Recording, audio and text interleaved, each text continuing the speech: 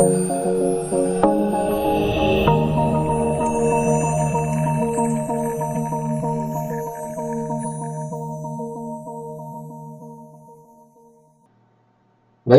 terima kasih. Ketemu lagi di pertemuan keempat mata kuliah keamanan komputer ya.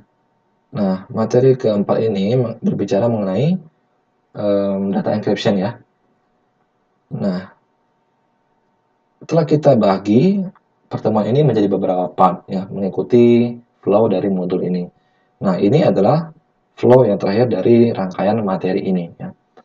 Kita akan berbicara mengenai kriptografi tool ya, ataupun tool-tool yang akan kita pakai di ataupun dunianya kriptografi ya. Yang pertama adalah TrueCrypt ya. Kalian bisa pakai ini untuk melakukan kriptografi ya. Ini ya, namanya TrueCrypt. Terus pengertiannya atau penjelasannya, TrueCrypt creates a virtual encrypted disk within a file and mounts it as a real disk ya. Jadi dia cara kerjanya adalah menciptakan virtual encrypted disk ya. Virtual disk yang terenkripsi ya. Di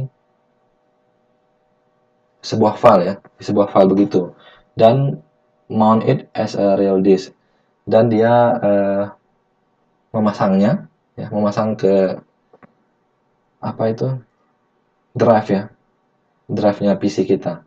Jadi seakan-akan ada disk terbaru ya, namun itu virtual gitu. Kemudian dia encrypt an entire partition or storage device such as USB flash drive or hard drive ya. Jadi dia melakukan enkripsi di seluruh partisi atau penyimpanannya kita, baik itu USB ataupun harddisknya kita. Kemudian encrypt a partition or drive where Windows is installed ya. Jadi memang dia kerjanya di OS-nya Windows untuk yang tool ini. Kemudian encryption is automatic, real time, and transparent. Jadi proses enkripsinya itu dijalankan secara otomatis, real time, dan transparan juga. Jadi kita bisa melihat proses proses ini ya, enkripsinya itu. Nah, selain dari TrueCrypt, kalian bisa pakai tool-tool yang ini untuk melakukan proses kriptografi atau enkripsinya.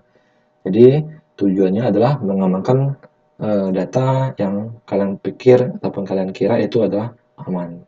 Ya.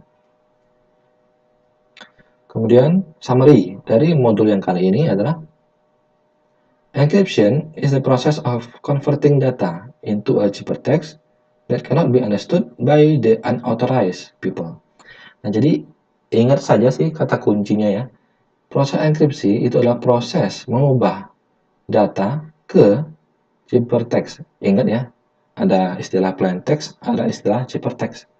Kalau istilah plain text itu adalah pesan asli. Kalau ciphertext itu adalah pesan teracak ya. Jadi kita proses converting data, proses mengubah data ke pesan teracak yang tak bisa dimengerti oleh orang-orang yang tak berhak akses.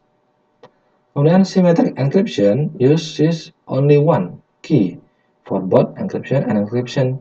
Jadi kalau simetris dia kuncinya sama. Si penerima, si pengirim itu kuncinya sama. Terus kalau yang asymmetric, ini kuncinya beda ya. Ada istilah public key, ada istilah private key. Public key itu dipakai oleh si pengirim pada proses enkripsi. Private key itu dipakai oleh si penerima pada proses dekripsi. Ya. Itu aja yang ingat. Terus, encryption provides a higher level of trust.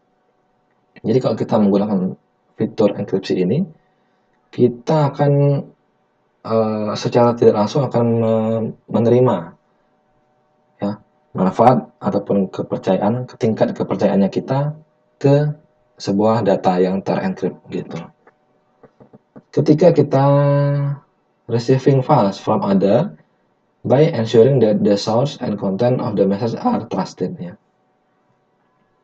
Jadi kalau kita selain mengirimkan itu menjadi terpercaya, kita menerima pesan juga terpercaya ya.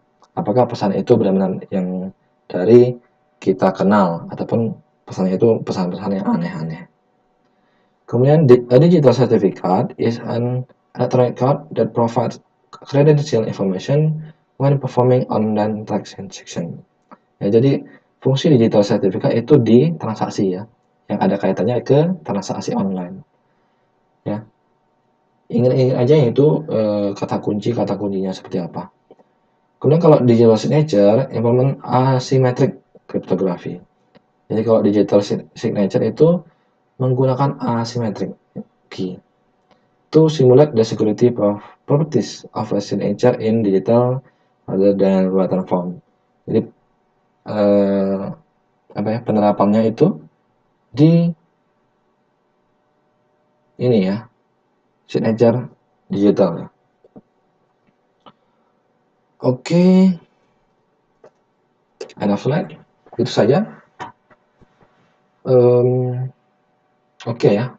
Secara umum mungkin saya harap ya, kalian sudah bisa memahami minimal cara kerja ataupun konsep dari proses enkripsi ya. Enkripsi, dekripsi ya. Keduanya ini tergabung ke dalam satu buah ilmu kriptografi gitu.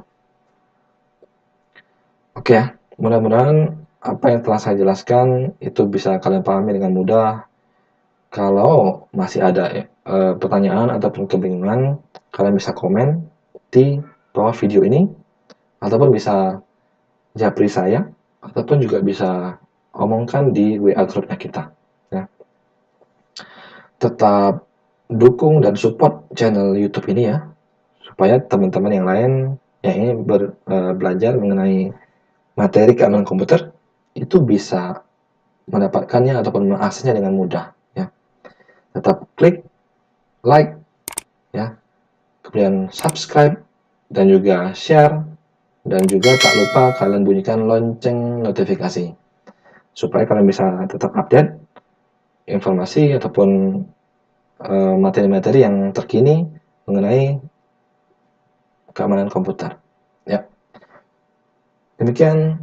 Terima kasih. Selamat sore. Salam budi luhur.